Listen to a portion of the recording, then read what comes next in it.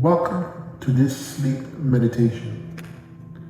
This is not the usual affirmation session that you'll find on the internet. This was designed to impress upon your subconscious good sleep. So we're going to work on assumptions. What assumptions do you have currently in sleep? Very often we have a bad experience with our sleep. We experience anxiety, and we develop this fear or anxiety about sleep. And this tends to manifest on a reoccurring basis, as a reoccurring thought. So this session is made to rewrite your subconscious with regards to your sleep behavior, which will allow you to sleep better in the end. So here are the instructions you should follow. Step number 1. You need to purify the mind. And how do we purify the mind? You purify the mind by understanding that nothing is real, that everything is an illusion. And this illusion gives the mind strength. Because we are taught to listen to the mind and to give credibility to the mind controls us. This very same mind gives us anxiety and depression. But if we understood that the mind is not real, that it doesn't belong to us, then the mind can no longer control us. It no longer has the power that it did before. And this is very crucial when it comes to getting a good night's sleep or in dealing with anxiety. So the statement that you need to repeat and take time and understand is the following statement: all that I perceive or experience is not true. Pay attention to the wording. All that I perceive or experience is not true.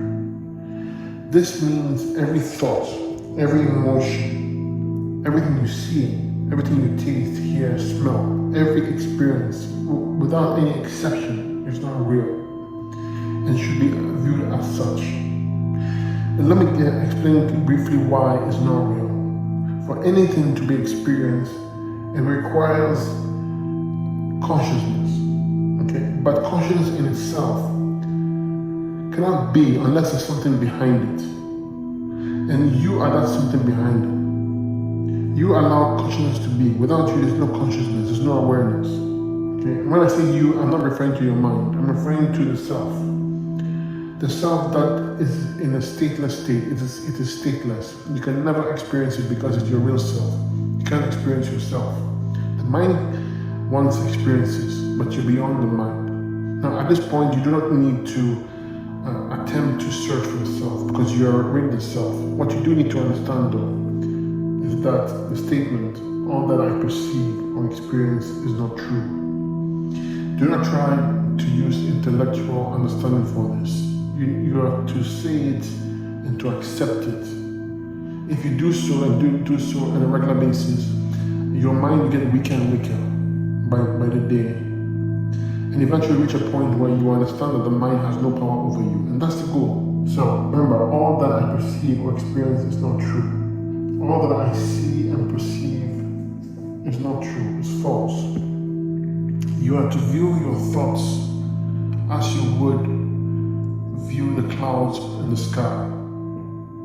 When you see the clouds in the sky and they're moving by, you never attach yourself to the clouds. You just look at it and the clouds go away. The same thing you gotta do with thoughts. Okay? You look at the thoughts, you understand that they appear in front of you, but they're not yours, so you do not need to take ownership of it. Easier said than done, but with practice and understanding, it becomes easier and easier. So step number 2, I want you to get comfortable and lie in your bed.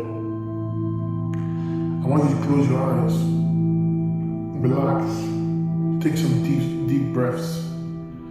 There's no pressure, there's nothing to worry about. Just take your time, relax, as best as you can. Close your eyes. Now, when you close your eyes, I want you to say the word I am.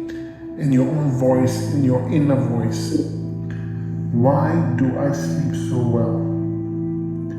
Why do I find it so easy to fall asleep?